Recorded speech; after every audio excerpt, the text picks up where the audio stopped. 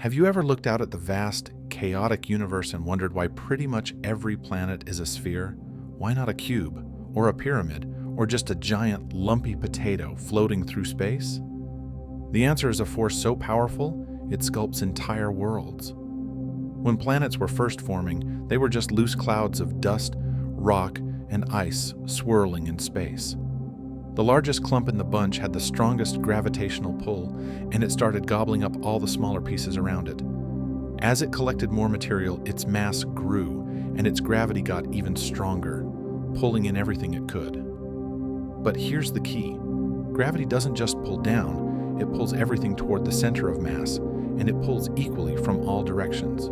They were so hot from all these cosmic collisions that they were basically giant balls of molten rock. When you have a massive liquid blob in space, gravity squeezes it relentlessly from every side. The most efficient, stable shape this squeezing can create is a sphere. Every high point gets pulled down, and every low point gets filled in, creating a smooth, round surface. When the planets finally cooled and hardened, they were locked into this spherical shape. So, if gravity is so great at making spheres, why are asteroids and comets so lumpy and irregular? It all comes down to a battle of size versus strength. These smaller bodies are like cosmic leftovers, often just fragments from old collisions. And while they do have gravity, their mass isn't big enough for that gravity to overcome the solid, rigid structure of the rock itself. Take Ceres, the biggest object in the asteroid belt.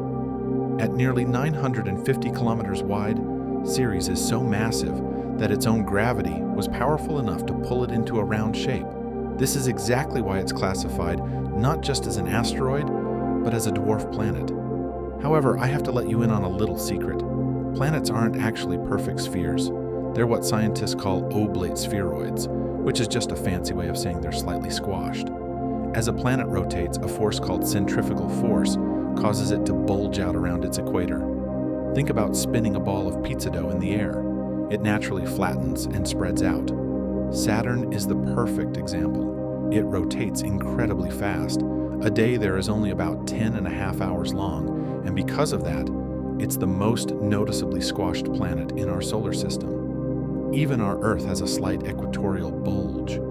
In a strange twist, as Earth's polar ice caps melt, the planet's crust is slowly rebounding from the loss of that weight.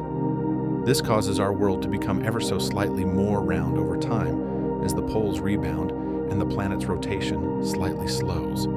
The idea that we live on a sphere isn't new. It's knowledge we've been building for thousands of years. The ancient Greeks really got the ball rolling. Around 500 BC, the philosopher Pythagoras proposed a spherical Earth, and about a century later, Aristotle brought the receipts.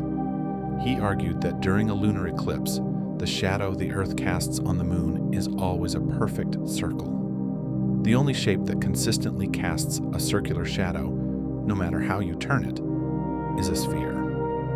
Then came the Greek mathematician Eratosthenes, who, in the 3rd century BC, used just sticks, shadows, and some brilliant geometry. By comparing the angle of the sun's rays in 2 different cities at the same time, he not only proved the Earth was curved, but also calculated its circumference with amazing accuracy.